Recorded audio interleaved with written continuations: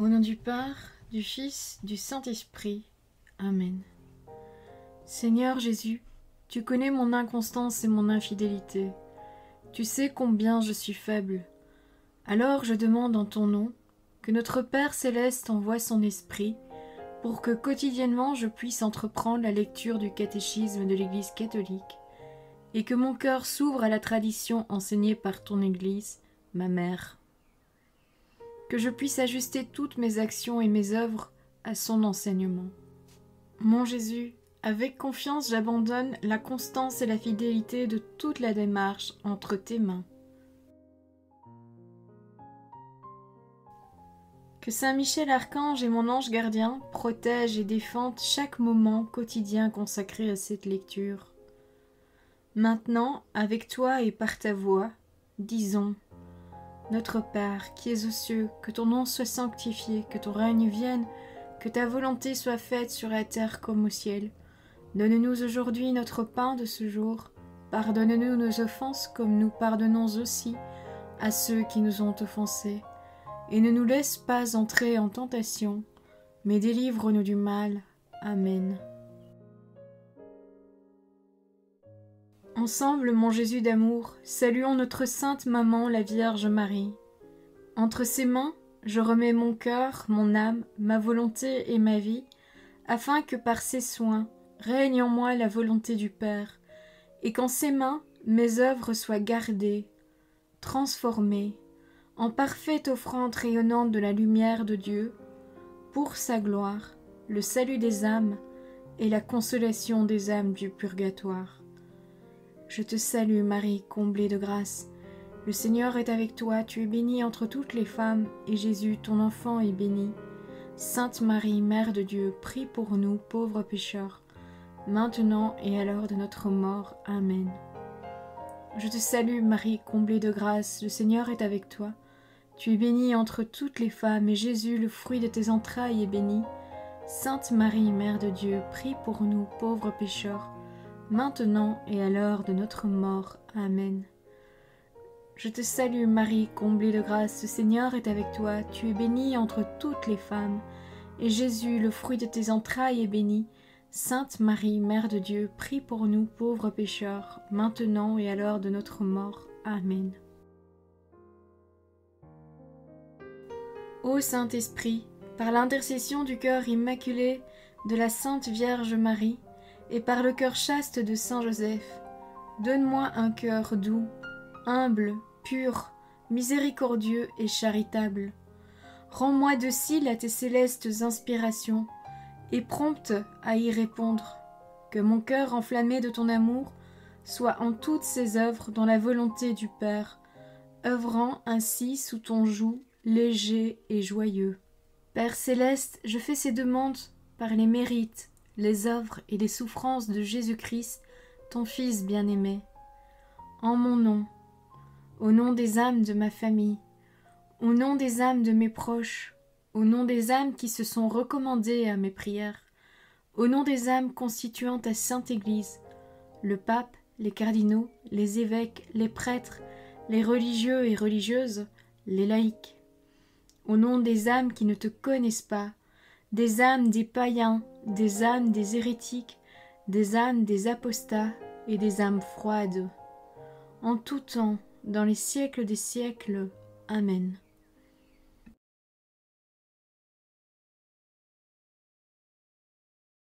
Dixième point du guide de lecture: Marie dans le dessein de Dieu. C'est un fait assez paradoxal. Le culte de la Vierge Marie est un sujet de division, non seulement entre les confessions chrétiennes, mais entre les catholiques eux-mêmes. Les uns pensent qu'à l'égard de Marie, on en fait et on n'en dit jamais trop. Les autres ont plutôt tendance à garder une certaine réserve, voire à justifier au nom de la foi la distance qu'ils prennent à l'égard de certaines dévotions mariales, qu'ils soupçonnent de nourrir une piété plus sentimentale que réfléchie. C'est en prenant ses appuis sur l'Écriture et sur les plus anciennes traditions de l'Église, celles de l'Orient comme celles de l'Occident chrétien, que le catéchisme de l'Église catholique formule les enseignements qui fondent le culte marial. Après avoir évoqué les différentes formes qu'il revêt dans l'Église, il les fonde sur le rôle que tient la Vierge dans l'économie globale du salut, telle que la révélation l'a fait connaître. Au-delà des interprétations divergentes, il est incontestable que Marie occupe une place privilégiée dans l'accomplissement rédempteur et la communion des saints. Le culte marial dans l'Église. La piété de l'Église envers la Sainte Vierge appartient au culte chrétien. Le catéchisme de l'Église catholique cite la déclaration de Paul VI qui justifie les fêtes mariales du cycle liturgique, les innombrables hymnes et antiennes qui lui sont consacrés, et la dévotion privilégiée du chapelet, le rosaire étant comme l'abrégé de tout l'Évangile. Voir les numéros 971, 1172, 2675 et 2676. Le catéchisme de l'Église catholique apporte deux précisions. D'une part, bien que d'un caractère absolument unique, le culte marial n'en est pas moins essentiellement différent du culte d'adoration rendu au Verbe, ainsi qu'au Père et à l'Esprit Saint. D'autre part, la prière à la Sainte Mère de Dieu reste toujours centrée sur la personne du Christ manifestée dans ses mystères, car tout ce qui est cru de Marie se fonde sur la foi au Christ. Voir les numéros 971, 2675 et 487. La Vierge, parfait modèle de foi et de sainteté. À la suite du Concile Vatican II, qui a présenté la vie de la Vierge comme un pèlerinage dans la foi, le catéchisme de l'Église catholique évoque d'abord ce qui donne à Marie de Nazareth sa place privilégiée dans l'univers des créatures. Son adhésion entière à la volonté du Père, à l'œuvre rédemptrice de son Fils, à toute motion de l'Esprit Saint. Elle est ainsi pour l'Église le modèle de la foi et de la charité. Elle constitue la réalisation exemplaire, le type même de l'Église. Voir les numéros 165 et 967. Nombreuses sont les références à la vie de Marie qui mettent en évidence sa foi absolue dans la parole de Dieu.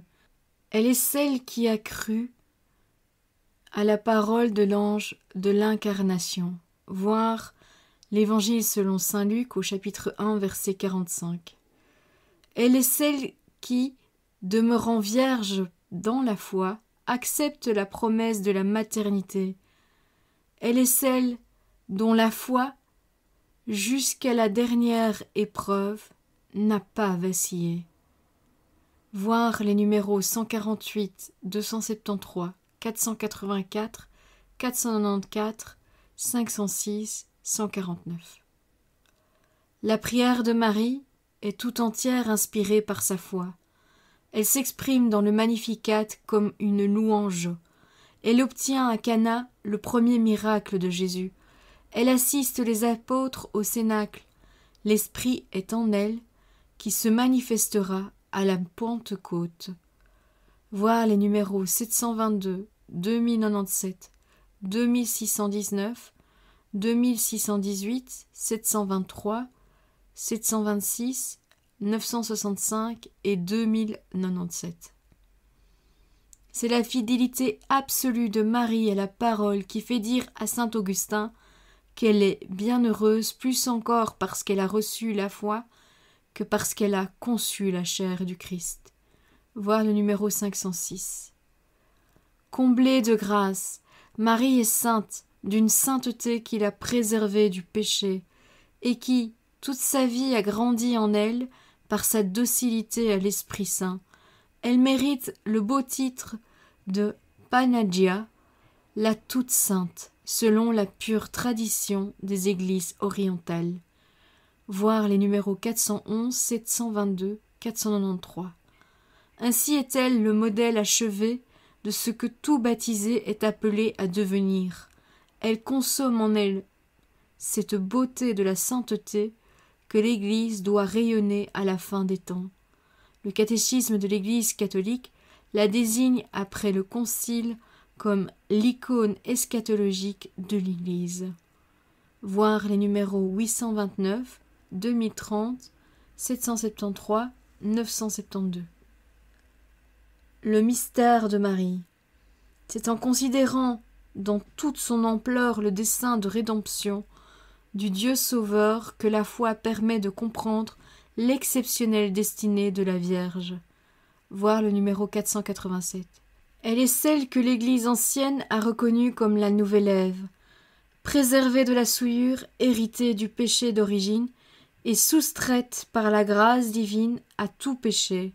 C'est ce privilège que désigne le dogme de l'Immaculée Conception. Voir les numéros 411, 488, 491, 493 et 494. Mais ce privilège ne met pas la Vierge en dehors de la sphère universelle de la rédemption. Tout ce qu'elle est, Marie le tient de son Fils. Elle est la première rachetée par le sang de la croix. Voir le numéro 492.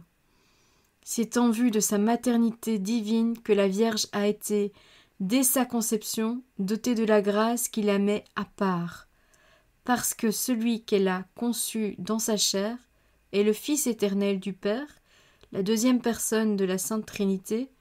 L'Église confesse que Marie est vraiment Mère de Dieu, Théotokos, selon l'expression des orientaux.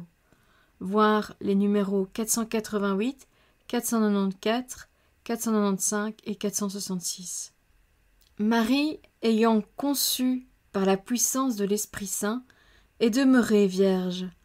Le catéchisme de l'Église catholique, en plusieurs articles, s'attache à montrer comment la conception virginale de Marie n'est concevable qu'en raison du mystère même de l'incarnation du Fils de Dieu. Elle est le signe que c'est vraiment le Fils de Dieu qui est venu dans une humanité comme la nôtre.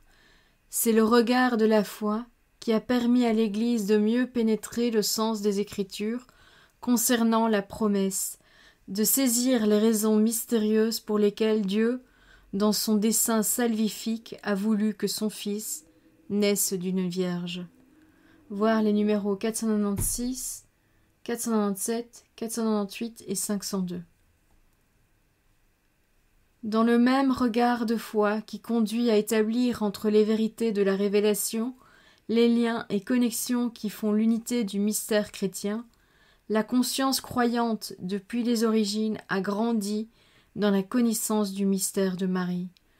Entre l'Assomption, la maternité virginale et l'Immaculée Conception, il y a comme une sorte d'harmonie commune. En son corps et en son âme, la Vierge est affranchie du péché. Comment son destin terrestre ne pourrait-il pas recevoir, par l'Assomption, son parfait achèvement? Voir le numéro 967. Anticipant la résurrection finale, présente au ciel et partageant la gloire du Père avec son Fils et l'Esprit, la Vierge, parfaite image de l'Église, en est aussi la mère, comme elle est la mère de tous dans l'ordre de la grâce. Elle est médiatrice de notre salut, participant à sa place de créature rachetée à l'unique médiation du Rédempteur. Voir les numéros 967 et 970.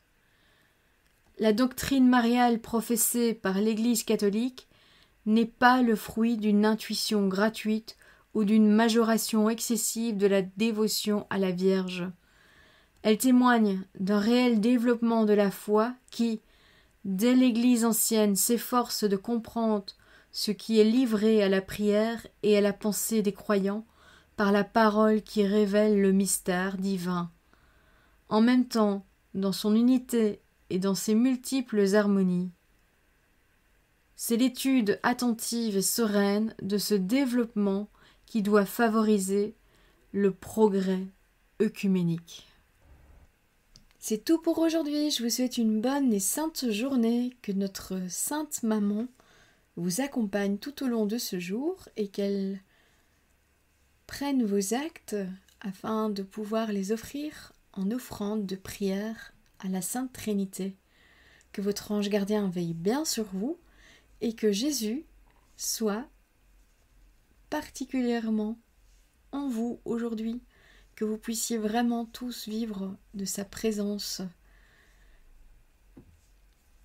Que le Seigneur nous bénisse tous, au nom du Père, du Fils, du Saint-Esprit. Amen.